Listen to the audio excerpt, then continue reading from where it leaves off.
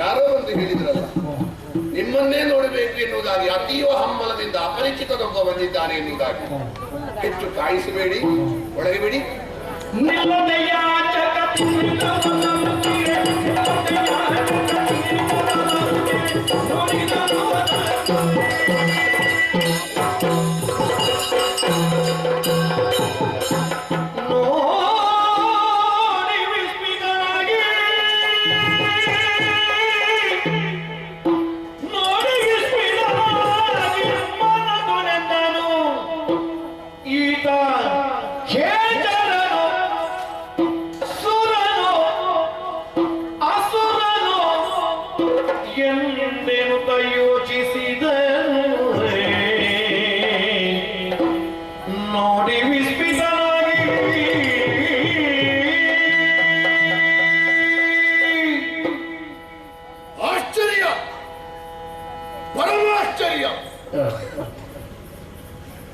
ಇವನು ಮನುಷ್ಯನೇ.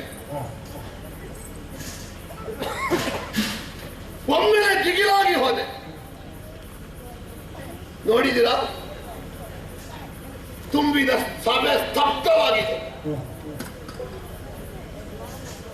ನಾನು ಹುಟ್ಟಿ ಇಷ್ಟು ದೊಡ್ಡ ಮಗನಾಗಿ ಬೆಳೆದಿದ್ದೇನೆ,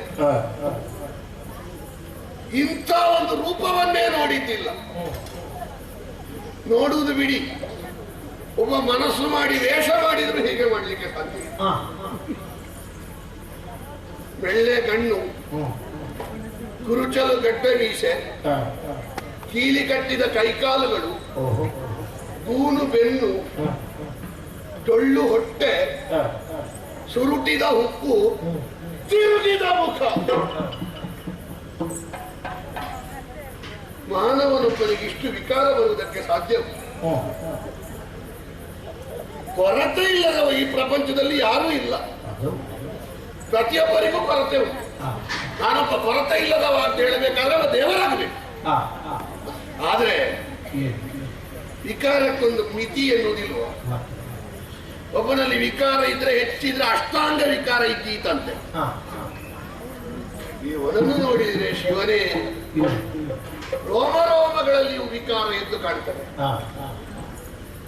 ಮನುಷ್ಯ ಎಲ್ಲಿಯಾದರೂ ಸುರರು, ಖೇಚರರು ಅಥವಾ ಅಸುರ ವರ್ಗದವರು, ಅಸುರ ವರ್ಗದವರಿಗೆ ವಿರೋಧ ಮಾಡುವ ಎದೆಗಾರಿಕೆ ಋತುಪರ್ಣನ ಎದುರಿನಲ್ಲಿ ಇರ್ಲಿಕ್ಕೆ ಸಾಧ್ಯ ಉಂಟ? ಸುರರು ಖೇಚರರೆಲ್ಲ ಬರ್ತಾರೆ ಮಾನವರ ಜೀವನದಲ್ಲಿ ಹೇಗಿದ್ದಾರೆ ಎನ್ನುವುದಾಗಿ ಪರೀಕ್ಷೆ ಮಾಡಲಿಕ್ಕೆ. ಹಾಗೆ ಎಲ್ಲಿಯಾದರೂ ಪರೀಕ್ಷೆಗೆ ಬಂದದ್ದಿರಬಹುದೇ? ನಮ್ಮ ಶುದ್ಧ ಚಾರಿತ್ರದಲ್ಲಿ ದೇವತೆಗಳ ಪರೀಕ್ಷೆಗೆ ಅವಕಾಶ ಇಲ್ಲ. ಹಾಗಾದ್ರೆ ಇವ ಯಾರು? ನಾವೇ ಮಥನ ಮಂಥನ ಮಾಡುವುದು ಯಾಕೆ? ಅಂಗೈ ಹುಣ್ಣಿಗೆ ದರ್ಪಣ ಬೇಕು, ಎದುರಿದ್ದಾನಲ್ಲ. ಅಯ್ಯೋ